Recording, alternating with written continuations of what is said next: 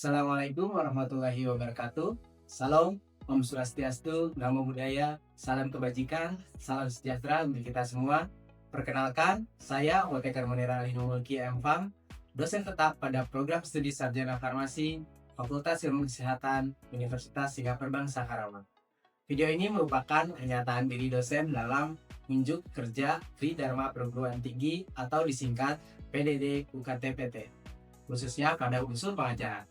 Dalam video ini, saya akan menampilkan cuplikan pembelajaran sebuah mata kuliah yang saya akui, yaitu mata kuliah kimia medisinal dengan kode FMI 61635 di pertemuan 7. Sebelum melihat proses pembelajarannya, izinkan saya untuk menunjukkan posisi materi ini di dalam rencana pembelajaran semester. Mata kuliah kimia medisinal ini merupakan mata kuliah wajib 2 SKS teori yang diselenggarakan pada semester 6. Kimia medisinal membekali mahasiswa untuk menghubungkan struktur dan sifat fisikokimia senyawa dengan interaksi pada target biologis serta memahami proses penemuan dan pengembangan obat. Mata kuliah ini berkontribusi pada Sustainable Development Goals atau disingkat SDGs, terutama pada SDGs 3, yaitu kehidupan sehat dan sejahtera melalui pengembangan kandidat obat yang efektif dan aman. Mata kuliah kimia medisinal ini juga berkontribusi terhadap capaian pembelajaran lulusan program studi yaitu CPL 1, 2, 4, dan 5. Pada pertemuan ke-7, pembelajarannya secara khusus mengacu pada CPL 2 dan CPL 4. CPL 2 berkaitan dengan penguasaan konsep teoritis fundamental dalam ilmu kefarmasian sebagai dasar penemuan obat. Sementara itu, CPL 4 berkaitan dengan penerapan metode penelitian ilmiah secara sistematis dan kritis, serta kemampuan mengkomunikasikan hasil kajian ilmiah. Kedua CPL tersebut diturunkan ke dalam CPMK 4, yaitu kemampuan menganalisis dan mengevaluasi strategi penemuan obat dan senyawa penuntun, serta hubungan struktur aktivitas secara kualitatif dan kuantitatif.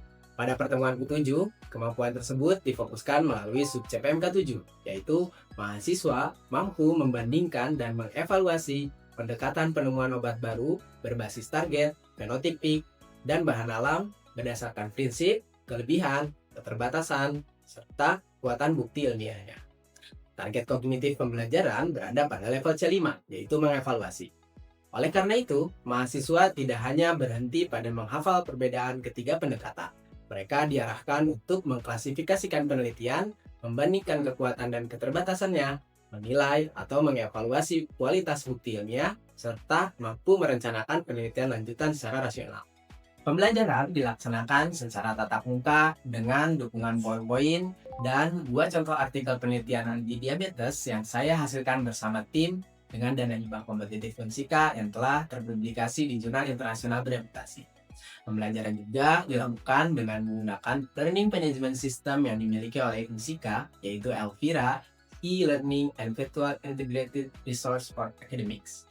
Pada aspek delivery, konsep disampaikan secara bertahap melalui visual ilmiah dan contoh penelitian dan kontekstual.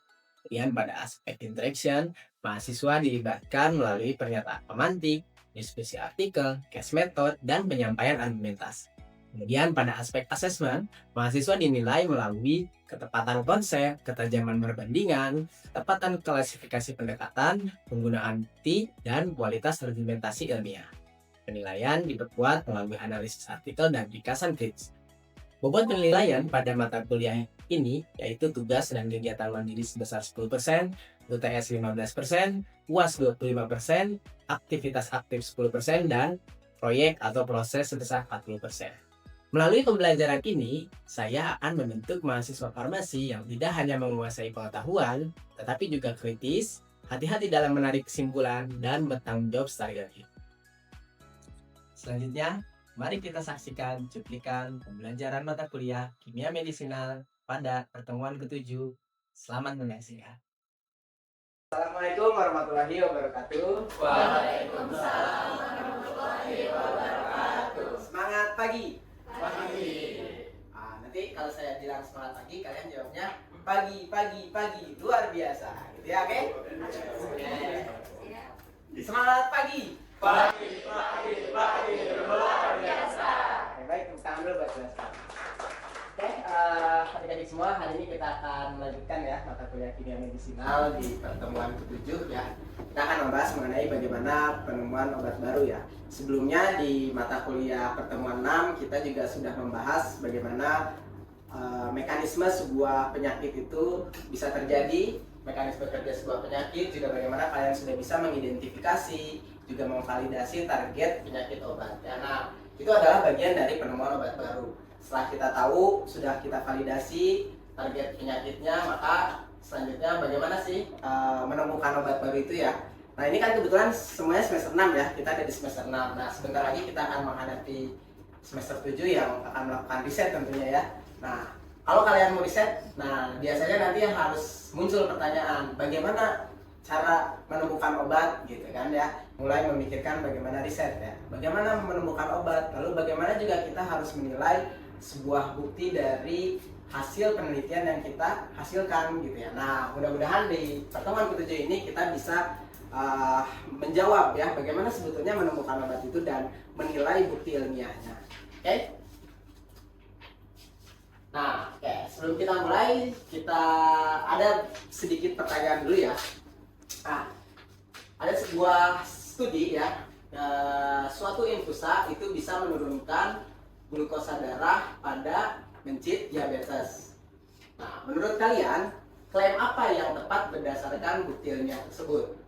Apakah dia bisa diklaim sebagai kandidat obat, atau dia hanya sebagai lead compound atau hit compound, atau hanya bahan uji aktif saja? Nah, siapa yang mengklaim bahwa ini cocok jadi kandidat obat? Sekarang. Kalau yang lead compound, tidak ada. Kalau yang hit compound, yang memilih ini sebagai bahan uji aktif, ada ya. Kalau tadi Bima ya, kalau menurut Bima, kenapa dia layak disebut sebagai kandidat obat? Karena udah layaknya kan berdasarkan keterangan itu kan menurunkan glukosa ya. Karena ada menurunkan glukosa sehingga layak dijadikan sebagai kandidat obat. Selanjutnya tadi yang pilih hit compound boleh, yang kita kan? Menurut saya itu kalau kandidat obat itu kan harus sudah teruji keamanannya ya. Jadi menurut saya yang paling tepat itu hit compound karena harus sudah teridentifikasi itu senyawanya itu apa gitu. Betul ya. Salah satunya mungkin tadi ya, kandidat obat itu harus kita tahu dulu ya uji toksisitasnya, apakah dia aman ya, uji klinisnya. Nah, sehingga tadi alasannya adalah dia teridentifikasi senyawa. Memang dari mana identifikasi senyawanya? Sudah teridentifikasi senyawanya? Dari screening fitokimia, Pak. Dari screening fitokimia ya, oke, boleh lah ya. Oke, tadi yang jawab bahan uji aktif? Boleh, Pak.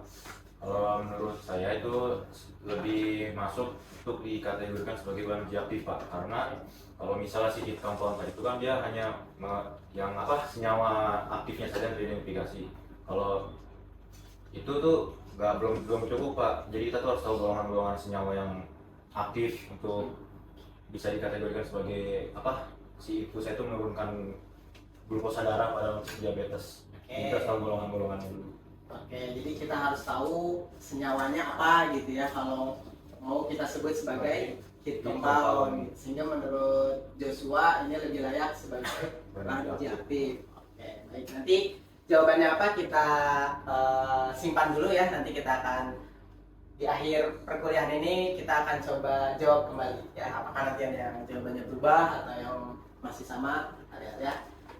Jadi mata kuliah kimia medisinal ini memiliki 2 CPL ya, capaian pembelajaran lulusan. Jadi diharapkan adik-adik semua ini mampu menguasai konsep penemuan obat dan bagaimana kajian ilmiahnya gitu ya. Lalu kemudian nanti diturunkan dari CPL 2 dan 4 ini menjadi CPMK 4 ya, yaitu bagaimana mahasiswa itu harus mampu menganalisis dan mengevaluasi strategi penemuan obat ya. Kemudian nanti diturunkan ke sub CPMK 7 ya, bagaimana mahasiswa harus bisa ya di mata kuliah ini ya, sub CPMK 7 ini, di mata kuliah pertemuan 7 ini kalian harus bisa bagaimana membandingkan pendekatan strategi uji penelitian apa yang harus dilakukan ya dalam penemuan obat dan bagaimana menilai kekuatan bukti ilmiahnya gitu ya. Oke, nah nanti bukti belajarnya akan terlihat dari studi kasus ya, diskusi juga nanti ada tugas-tugas yang akan kalian kerjakan ya. Nanti kriteria penilaiannya ada kedalaman analisis, ketepatan konsep, juga penggunaan bukti ilmiah ya. Oke. Nah, selanjutnya kita lihat bagaimana sih alur dari penemuan dan pengembangan obat baru ya. Pertama, tentunya kalau kita mau menemukan obat harus kita cari tahu dulu dong penyakit apa yang mau kita sembuhkan gitu ya. Nah, kayak kemarin kasus apa yang baru-baru kemarin 2022 kemarin 2019 ya 2019 kan nah, COVID ya. Nah itu kan karena ada suatu kondisi penyakit ya sehingga kita harus temukan obatnya gitu. Maka kita harus tahu dulu nih kebutuhan medis yang sedang dibutuhkan apa gitu. Kemudian atau bisa juga kita punya pertanyaan-pertanyaan riset nih yang mau tugas akhir kita punya pertanyaan riset sehingga nanti setelah kita ada pertanyaan riset tersebut tentukanlah strategi pengujian yang akan dilakukan apa, bahan ujinya dari mana, lalu nanti kita uji dan nanti akan kita dapatkan yang namanya tadi hit compound dan juga bisa kita dapatkan lead compoundnya, gitu ya. Oke, nah selanjutnya di sini ada 4 klaim ya dan 4 tingkatan bukti. Jadi sebetulnya bahan uji hit compound, lead compound dan kandidat obat itu adalah sebuah tingkatan klaim ya, gitu ya. Semakin tinggi tingkatannya maka berbeda pula bukti yang harus dihasilkannya gitu ya. Nah kalau bahan uji aktif itu ya contohnya adalah bahan uji bisa ekstrak ya, bisa fraksi gitu ya, bisa infusar, busaan gitu ya, yang nanti bisa menghasilkan aktivitas gitu. Nah kalau hit compound itu betul apa yang tadi disampaikan oleh Nadine ya, bahwa hit compound itu harus teridentifikasi ya. Betul juga yang disampaikan oleh Joshua tadi bahwa teridentifikasi itu harus jelas nyawanya apa gitu ya, tidak cukup hanya dilihat dari screening kita kimianya gitu ya. Nah baru bisa disebut hit compound. Kemudian kalau lead compound biasanya dia yang sudah terfilter lagi gitu ya, paling titik kritisnya adalah di selektivitas gitu. Artinya pengujian yang dilakukan itu udah pasti mekanismenya ke arah sana gitu ya. Lalu terakhir kandidat obat ini kata kuncinya adalah bagaimana keamanannya sudah terbukti gitu ya. Oke, jadi nanti kalian sudah bisa membedakan ya apa itu bahan aktif, hit compound, lead compound, dan kandidat obat. Pertanyaan awal tadi saya, ketika ada sebuah infusa yang dia diuji lalu menghasilkan penurunan kadar glukosa darah, maka bahan ujinya apa? Bahan alam ya, karena dia infusa ya, dari herbal, dari tanaman ya, tanaman rebusan. Nah kalau strateginya masuk ke mana berarti? Fenotipik ya, berarti karena dia hanya melihat respon biologis ya, belum tahu nih apakah karena enzim tertentu, enzim A, protein A ya gitu. Oke. Nah selanjutnya target base ya. Jadi bagaimana sih kita ketika menguji menggunakan metode target base ini ya. Yang pertama tentunya kita harus tentukan dulu target dari penyakit tersebut apa gitu. Protein apa yang berperan, enzim apa yang berperan gitu ya. Nah, lalu kita tentukan pengujiannya. Nah, biasanya target base ini sudah ada gold standarnya gitu ya. Kalau kita mau menguji alfa glukosidase, nah itu metode standarnya udah ada gitu ya. Jadi, biasanya kelebihannya itu dia mekanisme dan arah pengembangannya itu sudah jelas dan ujinya itu udah terdefinisi dan mudah distandarisasi. Jadi, ujinya itu udah banyak ada di standarisasi gitu ya. Kalau mau uji alfa glukosidase ada gitu, uji apa ada gitu. Atau kalian bisa menemukan uji sendiri gitu ya. Saya mau menguji enzim tertentu, bagaimana metode ujinya, kalian juga bisa mengembangkan metode pengujiannya. Tapi biasanya kita bisa menggunakan metode-metode uji yang sudah ada gitu ya, yang sudah terstandarisasi. Nah, kalau sudah tentukan pengujiannya, kita juga akan lakukan screening ya dari bahan ujinya, kira-kira yang cocok terhadap molekul tersebut apa. Nah biasanya screening ini kita melihat dari taksonominya gitu. Biasanya kedekatan kalau suatu tanaman ini secara empiris misalkan ya, dari penelitian yang sudah saya lakukan kemarin itu secara empiris, misalkan di desa tertentu atau di suku tertentu kalau sakit perut makan tanaman apa. Nah jadi bisa kita lakukan secara empiris gitu ya.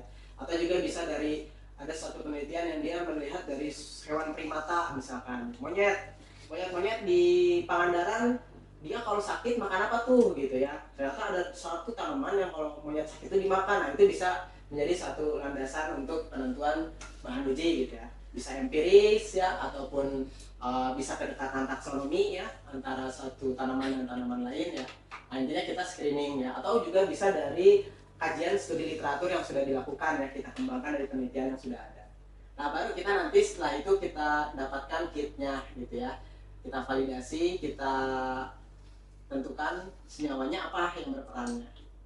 Nah, keterbatasannya apa kalau kita menggunakan target base? Biasanya target yang relevan itu belum tentu menghasilkan manfaat organisme. Artinya gini, ketika dia aktif dalam protein atau enzim tertentu, belum tentu dalam satu tubuh manusia itu akan aktif gitu.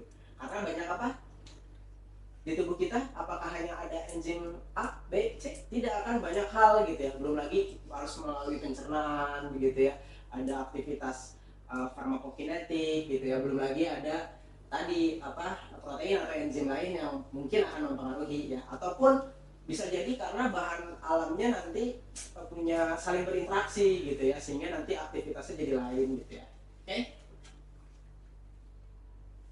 Nah, selanjutnya tadi target base. Sekarang kita memahami bagaimana dalam melakukan sebuah riset gitu ya, kita menemukan obat itu kita harus dari sumber ujinya apa ya, baik itu nanti bahan alam ataupun sintetis. Nanti kita tentukan menggunakan metode apa, apakah akan menggunakan molekuler ya, target base, atau hanya sebatas fenotip ya. Nah, jadi ketika kita melihat sebuah artikel penelitian ya, terutama yang karena kita mau riset, tentunya bakal banyak studi literatur ya.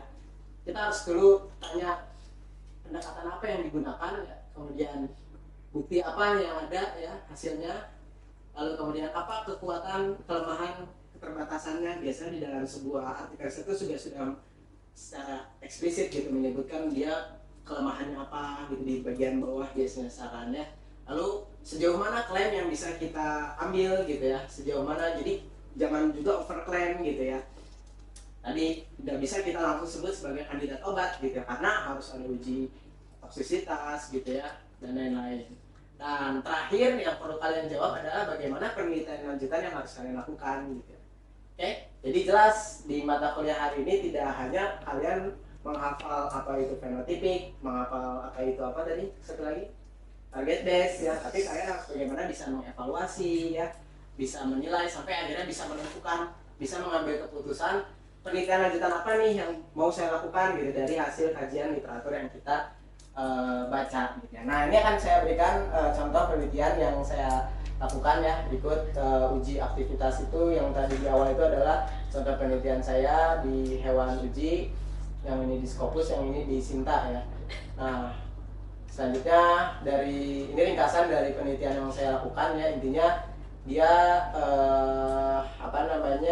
menguji pada hewan uji ya. Hewan uji nanti ada kontrol positif ya, kontrol positifnya menggunakan metformin ya, nanti dibagi menjadi 5 kelompok ya, nanti perlakuannya 21 hari. Nah, model mencitnya gimana caranya mencit dibikin diabetes? Nah, itu bisa diinduksi ya, salah satunya menggunakan alloxan atau streptozotocin ya. Nanti kemarin itu saya lakukan 2 artikel ya, satu menggunakan alloxan, satu lagi streptozotocin. Nah, nanti kita dari artikel itu harus bisa tahu nih bahan ujinya apa, terus strategi ujinya apa. Berarti di sini kan fenotip in vivo ya, karena menggunakan hewan uji. Karena fenotip itu belum tentu in vivo, bisa aja in vitro gitu. Misalkan di sel kanker gitu ya, itu juga fenotip ya, belum sampai molekuler. Oke? Nah, di sini ketika hasil penelitian tersebut menunjukkan bahwa infusa tersebut bisa menurunkan glukosa sampai 50%. Nah, sedangkan di kontrol positif metformin hanya sampai 36,4%. Nah, kira-kira dari data ini ya, apakah cukup melihat data ini saja? Enggak. Boleh Gihon, gimana? Kenapa? Kan ini sudah jelas ya, 49% bisa menurunkan glukosa ya, sedangkan ini 36%. Apakah cukup hanya melihat angka ini saja? Enggak, Pak. Mungkin kalau dari saya pribadi harus diolah dulu, Pak, pakai SPSS di bagian statistikanya, karena kan kalau mungkin dapat angka yang kredibilitasnya tuh dipertanyakan gitu. Oke, baik ya. Ada mata kuliah statistik sudah pernah kan ya? Oke, nah jadi ya inilah gitu ya. Ketika melihat sebuah data, kita jangan langsung melihat hasil akhir ya. Itu berapa persen penurunannya, tapi kita juga perlu lihat sejauh mana perbedaan kebermaknaannya, signifikansinya ya. Itu menjadi salah satu hal yang perlu kalian lihat untuk menilai bukti ilmiahnya apakah sudah kuat atau tidak gitu ya. Dengan adanya statistik dia akan memperkuat bukti ilmiah ya. Oke, dan apa hasil dari statistik tersebut itu perlu juga kita evaluasi gitu ya. Oke, nah itu ya. Lanjut ya. Nah, jadi kesimpulannya adalah ketika kita membaca sebuah penelitian, kita tidak boleh mengklaim melebihi dari bukti yang tersedia gitu ya. Termasuk nanti ketika kalian melakukan penelitian ya, jangan sampai kalian mengklaim terlalu jauh gitu tanpa ada bukti yang jelas. Jadi klaim itu kita harus sesuaikan dengan bukti apa yang dihasilkan. Jadi yang pertama datanya ya, yang kedua interpretasinya, apakah dia statistiknya seperti apa, dan ada klaim lain tidak yang belum didukung. Nah jangan sampai gitu ya. Tadi di infusa itu kan belum terbukti ya senyawa apa gitu ya. Makanya jangan sampai kita mengklaim lebih jauh dari itu. Gitu. Belum diuji secara klinis ya ke manusia, belum diuji toksisitasnya gitu ya. Jadi jangan sampai melebihi dari data yang tidak kita dapatkan. Nah ini bagaimana proses setelah kita bisa menganalisis, kita tahu nih penelitian lanjutannya seperti apa gitu ya. Nah penelitian lanjutannya berarti kalau baru tadi sampai bahan alam, maka harus apa? Kita karakterisasi dulu gitu ya. Sebetulnya senyawa apa gitu yang berpotensi tersebut, lalu kita konfirmasi lagi aktivitasnya betul nggak senyawa tersebut dengan menggunakan dosis respon gitu ya, sejauh mana efek terapeutiknya gitu ya, berapa dosisnya gitu. Lalu kita tentukan lagi mekanisme kerjanya, target base gitu. Kalau kita udah pakai fenotipik ya bukan berarti cukup gitu ya, kita harus bisa kombinasikan juga dengan target base ya, kemana sebetulnya mekanismenya gitu ya, dan sampai uji toksisitas baru nanti kita bisa mengklaim apakah layak disebut kandidat obat atau tidak gitu ya. Oke, ya ini nanti tugas kelompok ya.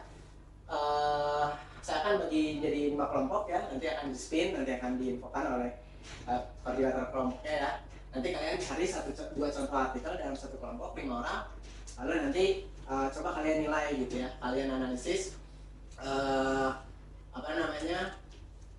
strateginya apa, bahannya apa, lalu kemudian rencana penelitian lanjutannya apa, kelebihannya apa, kekurangannya apa, dan rencana penelitiannya lanjutannya apa ya. Ini ada 4 poin ini yang harus kalian jawab ya. Oke.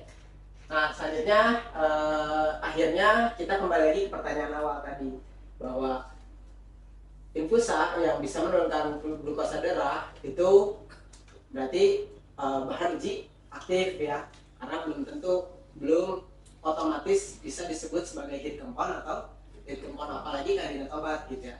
Hit compound kata kuncinya adalah harus karakterisasi, teridentifikasi senyawanya, sedangkan hit compound dia harus lebih selektif gitu ya, mekanisme kerjanya harus lebih selektif, dan kandidat obat jelas harus kata kuncinya adalah keamanan ya. Oke, nah jadi dari mana penelitian dimulai, seberapa kuat bukti yang tersedia, dan sejauh apa klaim yang boleh dibuat, itu adalah jawaban yang harus kalian jawab gitu dari hasil pertemuan hari ini ya. Nah nanti dari dua artikel yang tugas kelompok, kalian nanti selain tadi 5 poin ya, tambahkan satu lagi adalah penelitian lanjutan apa yang harus kalian lakukan, bukti ilmiah apa yang bisa memperkuat gitu, sehingga akhirnya bisa menemukan sebuah obat baru gitu, atau mengembangkan obat baru, atau layak disebut sebagai kandidat obat. Ini referensi utama yang saya gunakan, termasuk di dalamnya ada penelitian yang sudah saya lakukan di sini. Sebelum kita tutup, mungkin ada satu orang yang mau bertanya. Boleh Pak, saya Pak. Boleh, silakan. Gimana ya? Iya Pak, mungkin boleh minta tolong ke yang tadi perbandingan antara target molekul sama yang fenotipik Pak. Oke, Tadi gimana? kan untuk yang di fenotipik yang keterbatasan itu kan tulisannya kan mekanismenya belum diketahui dan bergantung pada model. Nah misalnya saya tuh mau penelitian terus ngambilnya tuh bidangnya tuh di fenotipik buat pengujiannya, tapi misalnya hasil yang saya dapat itu dia tuh bagus gitu Pak, dari evidence base dan dari jurnal-jurnal literatur tuh mengatakan tuh bagus, tapi terkait mekanismenya tuh nggak diketahui, tapi bisa disebut sebagai kandidat obat yang baik atau enggak gitu. Oke, baik ya. Terima kasih, pertanyaannya bagus nih. Ini kayaknya udah siap mau riset nih kayaknya video ini ya. Kayaknya udah mau meneliti sesuatu nih ya. Oke, sebetulnya mungkin akan terjawab di sini ya. Nah ini ya. Jadi tadi bertanya bahwa apakah cukup dengan satu strategi ya, dengan fenotype kita sampai akhirnya bisa menemukan oh iya dia adalah kandidat obat ya. Sebetulnya kandidat obat yang dalam definisi mata kuliah kimia medisinal hari ini adalah kandidat obat yang memang sudah sampai kepada harus sudah mungkin terbukti dulu mekanisme kerja dan targetnya gitu ya. Jadi definisinya kandidat obat di sini seperti itu gitu ya. Tapi memang kalau dalam konteks dia berpotensi gitu ya, bisa disebut berpotensi. Oke, karena nanti respon biologis kan hanya terlihat secara biologis, cuman kan belum tentu nanti ada dampak apa yang tidak terlihat di biologis tersebut gitu ya. Oke, nah kalau dengan mekanisme itu sebenarnya memperjelas nantinya gitu. Respon biologis bisa disebabkan oleh berbagai mekanisme yang memungkinkan gitu ya, sehingga perlu kita tentukan mekanisme kerja yang sebetulnya seperti apa, sehingga nanti jelas obatnya itu obat apa gitu ya, tidak bukan hanya terhadap satu respon tertentu. Itu maksud dari pengertian kandidat obat di kimia medisinal hari ini. Oke, baik, sudah cukup jelas? Sudah ada yang ingin tanyakan?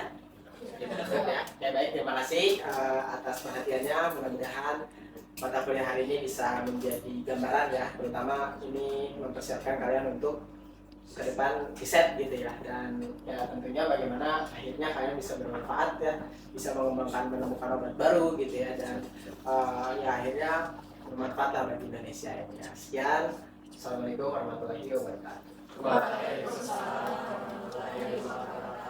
Baru saja kita menyaksikan cuplikan proses pembelajaran mata kuliah kimia medisinal pada pertemuan 7. Dalam pembelajaran tersebut, mahasiswa tidak hanya menerima informasi secara satu arah. Melalui pertanyaan pemantik, pemetaan konsep, dan telaah 2 artikel penelitian, mahasiswa diarahkan untuk bergerak dari memahami konsep menuju mengevaluasi bukti. Integrasi 2 publikasi yang saya hasilkan bersama tim merupakan salah satu upaya untuk menghadirkan pembelajaran berbasis riset yang kontekstual dan relevan bagi mahasiswa farmasi. Melalui delivery, interaction, dan assessment yang saling berkaitan, saya berupaya memastikan ketercapaian pembelajaran dapat teramati dengan baik. Delivery memberikan kerangka konsep yang runut. Interaction memberikan ruang kepada mahasiswa untuk bertanya, diskusi, dan mempertahankan pendapat. Sementara itu assessment digunakan untuk menilai kemampuan mereka dalam mengklasifikasikan, mengevaluasi bukti, menyusun argumentasi pada level C5. Pembelajaran ini sekaligus menjadi refleksi bagi saya bahwa keberhasilan pembelajaran tidak hanya ditentukan oleh banyaknya materi yang disampaikan, tetapi oleh seberapa dalam mahasiswa berpikir dan seberapa bertanggung jawab mereka menggunakan detailnya. Respon mahasiswa dan ringkasan kritis menjadi bahan evaluasi bagi saya untuk memperbaiki pembelajaran berikutnya, terutama dalam memberikan pernyataan pemandu dan umpan balik yang lebih spesifik. Saya mengucapkan terima kasih kepada para mahasiswa, program studi sarjana farmasi, pimpinan, rekan sejawat, dan seluruh pihak yang telah mendukung proses pembelajaran ini. Terima kasih juga kepada Bapak Ibu Asesor yang telah meluangkan waktu untuk menelaah video PDD UKT-PT ini. Saya berkomitmen untuk terus mengembangkan pembelajaran yang berpusat pada mahasiswa, berbasis riset, menjunjung etika ilmiah, dan relevan dengan perkembangan ilmu kefarmasian. Saya, Apoteker Munir Ilmu M. Fang dari Universitas Singapura Bangsa Karawang. Terima kasih, semoga bermanfaat dan menjadi bagian dari upaya peningkatan kualitas pendidikan tinggi di Indonesia. Wassalamualaikum warahmatullahi wabarakatuh.